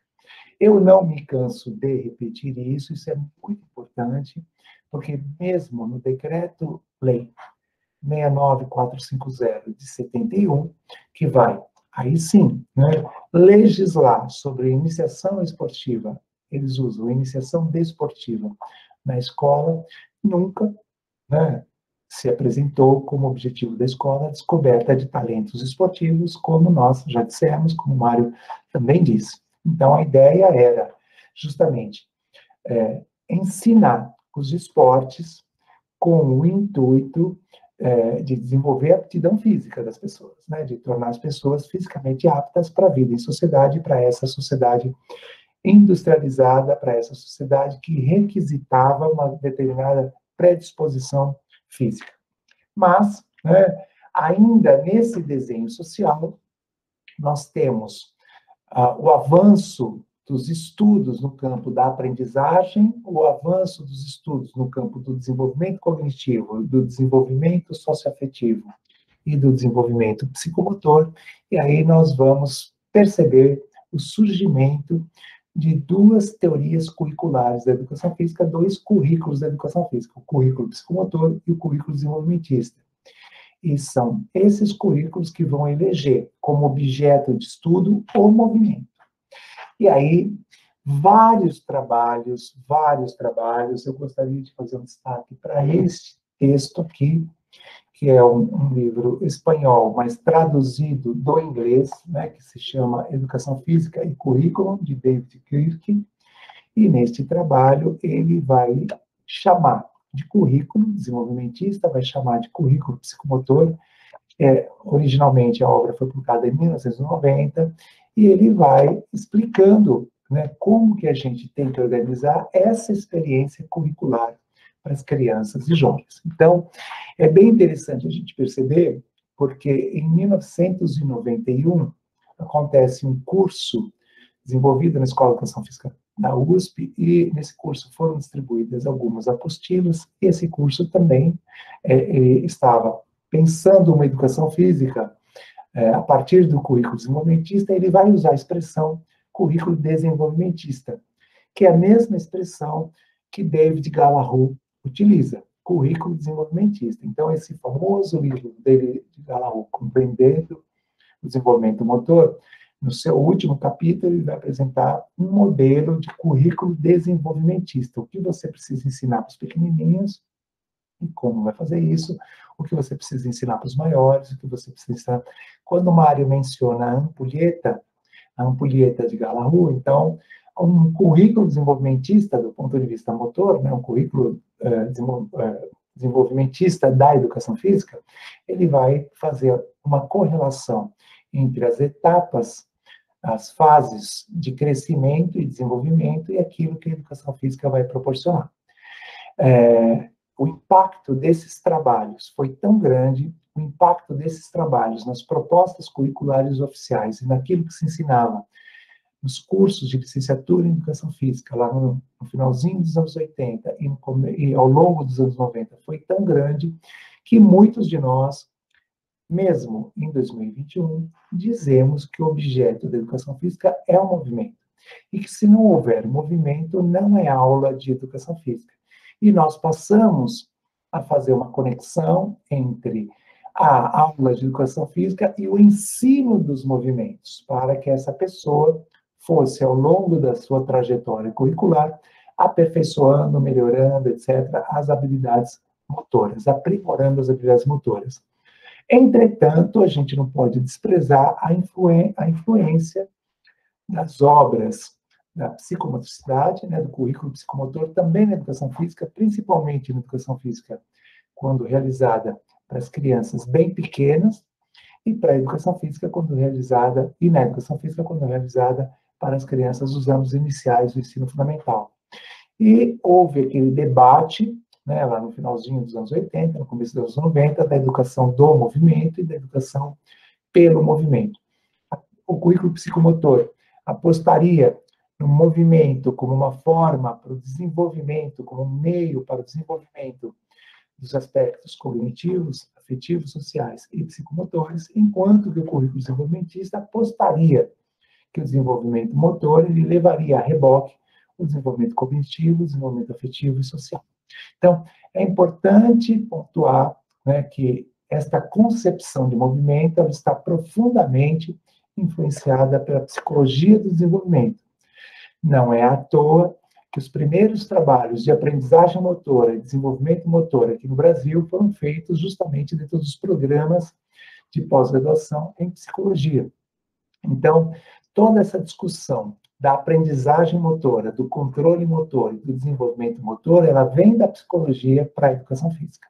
Então, nós, licenciados e licenciadas em educação física, vamos adotar o currículo psicomotor, o currículo desenvolvimentista, e vamos apostar que a experiência motora, que esse momento em que as crianças se organizam ou são organizadas pelos professores e professoras e realizam tarefas motoras no enfoque desenvolvimentista, ou brincadeiras, ou contestes, ou desafios motores no enfoque psicomotor, contribuiriam para o desenvolvimento da pessoa, contribuiriam para o desenvolvimento integral da pessoa.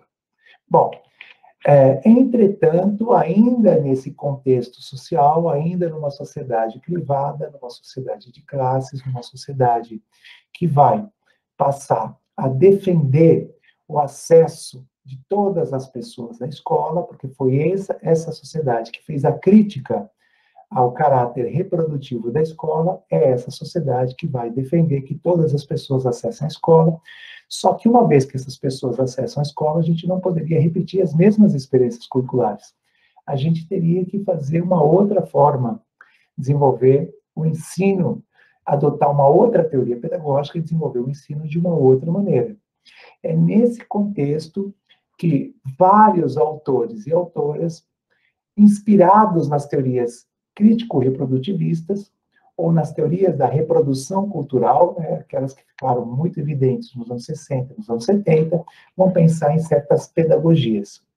E aí, autores e autoras da educação física também vão se influenciar por esse movimento de crítica à escola capitalista e vão se apropriar, ora, né, na perspectiva freiriana, né, na educação libertadora, na educação popular de Paulo Freire, e aí você tem o trabalho de Kunz, o trabalho da educação física crítico-emancipatória, ora vão se apropriar da discussão proposta por Saviano e Libani, uma pedagogia histórico-crítica, uma pedagogia crítico-social dos conteúdos, e vão olhar para a educação física a partir desse referencial e vão pensar, vão reorganizar a discussão da área, vão se basear nas ciências humanas, né, algo que já foi dito também no encontro síncrono, e vão colocar como objeto da educação física a cultura corporal de movimento. Vocês sabem muito bem, isso já foi dito, que Kuhn, naquela obra Transformação Didático-Pedagógica do Esporte, ele faz uma crítica a essa expressão cultura corporal de movimento, e ele vai utilizar cultura de movimento. Eu quero destacar a importância que o movimento tem nessa expressão, né? Então, ou quando você usa cultura de movimento, ou quando você usa cultura corporal de movimento, você está sempre pensando que é toda aquela produção elaborada a partir do movimento. Então, gente, cultura corporal de movimento é uma expressão, é tomada como objeto da educação física, e nesse livro, Metodologia do Ensino de Educação Física, assinado por Carmen José Soares e colaboradores, você tem como objetivo da educação física a promoção de uma reflexão pedagógica sobre a cultura corporal de movimento. O tempo passa, outros debates circulam, como vocês bem sabem, né?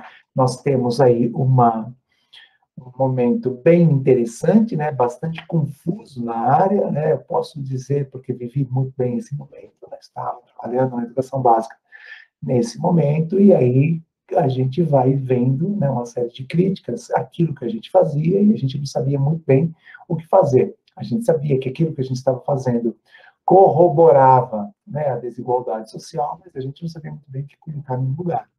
A maioria de nós, eu me coloco, né, como uma pessoa que fez isso, escapuli do ensino esportivo, escapuli, né, daquela perspectiva esportivista, e me apropriei da psicomotricidade, me apropriei da teoria desenvolvimentista e fui tentando fazer uma prática pedagógica de uma determinada maneira, procurando contribuir para o desenvolvimento integral das crianças, seja usando a educação pelo movimento, e aí procurando melhorar a lateralidade, procurando melhorar a orientação espacial, a orientação temporal, a estruturação espacial.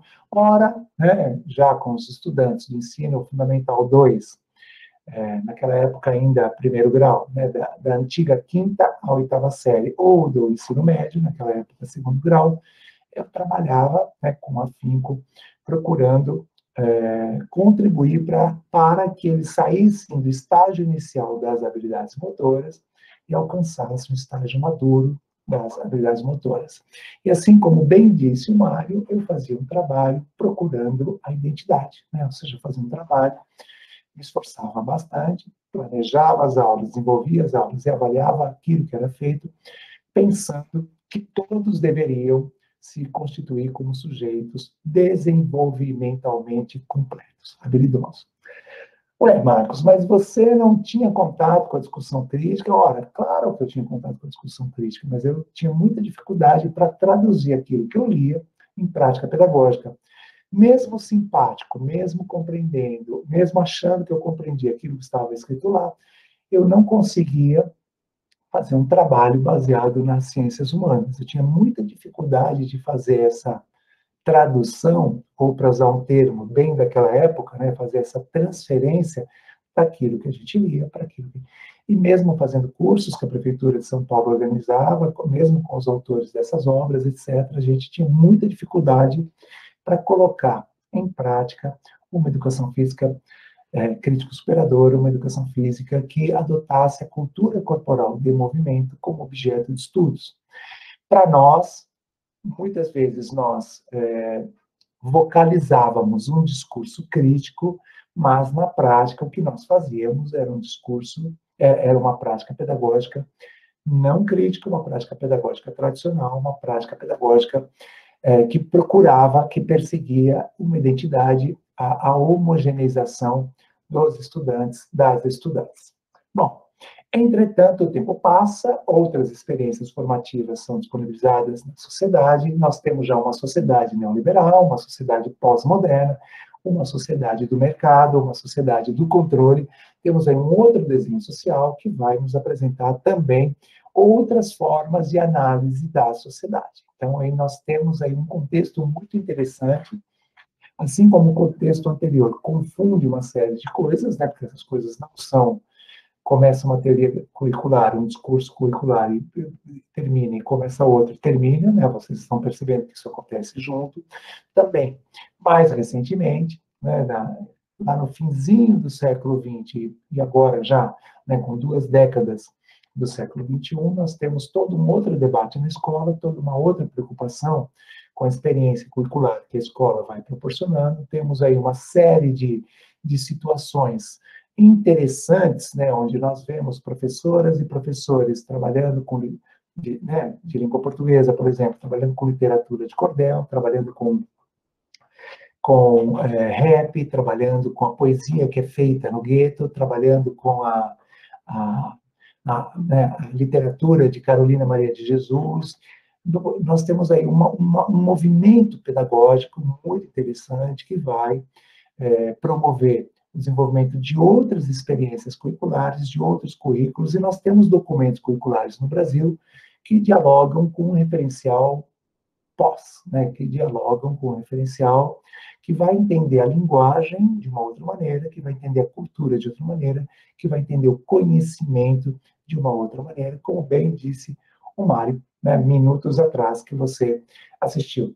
Entretanto, você também assiste, no final dos anos 90, e agora, né, também no século XXI, toda uma biopolítica, toda uma maneira de regulação dos corpos, todo um esforço para produzir pessoas fisicamente ativas, mas não mais aquelas que simplesmente executavam exercícios ginásticos a partir daquilo que era apresentado pelo professor, né, durante um bom tempo, chamado de instrutor. E aqui eu uso o masculino de propósito, né? Era o professor, o aluno, etc., naquele momento.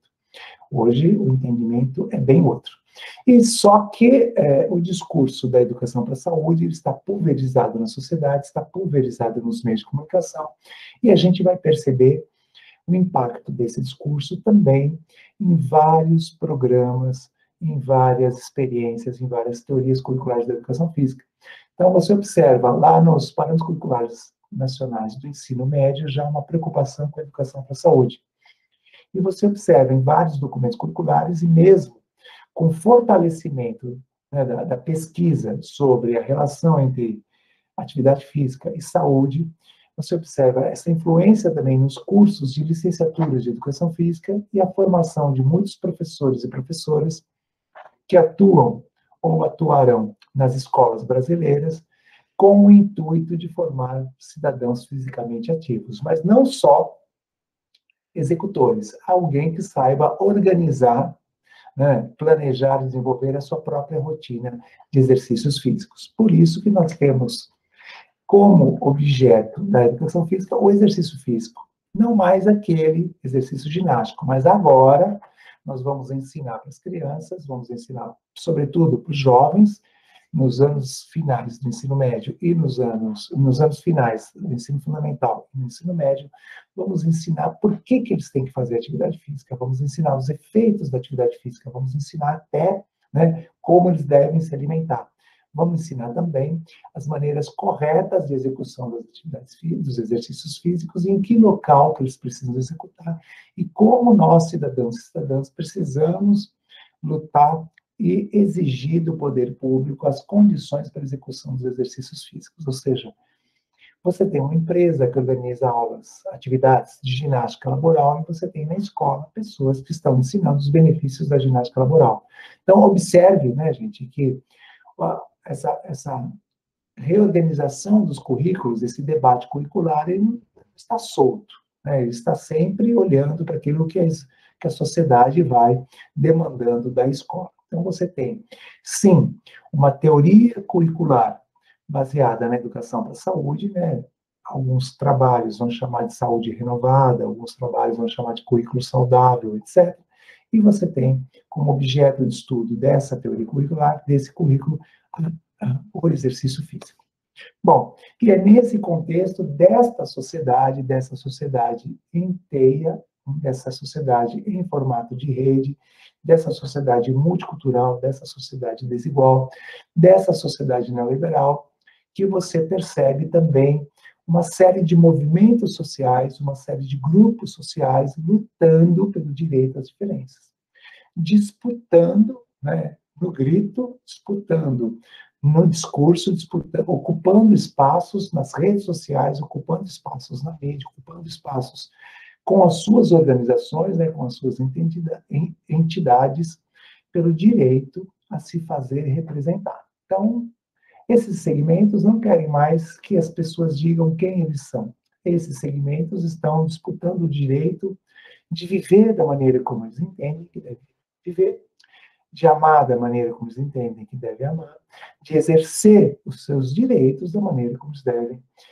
Claro, nós estamos pensando numa democracia, estamos pensando num conjunto de princípios, estamos pensando que não são todas as formas de vida, né? Nós não estamos aqui defendendo as pessoas que cometem crimes, as pessoas que desqualificam as outras, as pessoas que oprimem as outras, isso precisa ser combatido, né? Então, é nesta sociedade que nós vivemos, nessa sociedade que está combatendo fortemente a desigualdade, nessa sociedade que está combatendo fortemente o fascismo, é que há espaço para a defesa de uma educação física, para a defesa de um currículo cultural da educação física, que vai se basear, que vai se inspirar, que vai buscar ferramentas conceituais nesse campo de teorias muito amplo, muito diversificado e às vezes contraditórias entre si, chamadas teorias pós-críticas do currículo.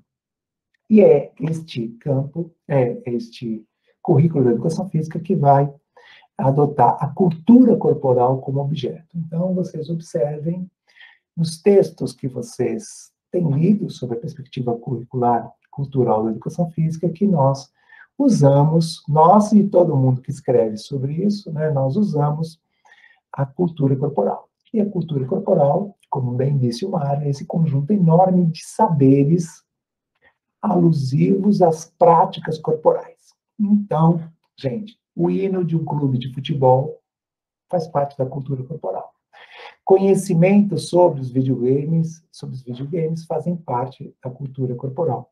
Uma maneira, né, de fazer o estirante, né, ou a envergação de um pipa faz parte da cultura corporal. Um desenho tático, né, de um jogo um desenho tático, né, de um esporte coletivo também faz parte da cultura corporal. Por que as cores de um clube são essas e não outras, também faz parte da cultura corporal. O que pensam os torcedores, o que dizem as pessoas que praticam, o que pensam as pessoas que gostam de uma determinada prática corporal, tudo isso faz parte da cultura corporal. Então, se vocês observarem, é bem diferente daquele conceito de cultura corporal de movimento tão defendido pelas teorias críticas da educação física, pelos currículos críticos da educação física. Quando nós pensamos que toda a produção de significados sobre as práticas corporais constitui um conhecimento da educação física, nós estamos pensando no currículo cultural, nós estamos pensando no objeto cultura corporal. Bom, acho que está bom por aqui. Eu peço que vocês preparem seus questionamentos, peço que vocês, após, né, finalizarem a assistência do vídeo, tenham feito algumas anotações e possam trazer essas discussões para o nosso próximo encontro síncrono, que vai acontecer agora no dia 27 de agosto. Fiquem bem, se cuidem muito, nos vemos na sala virtual. Até mais.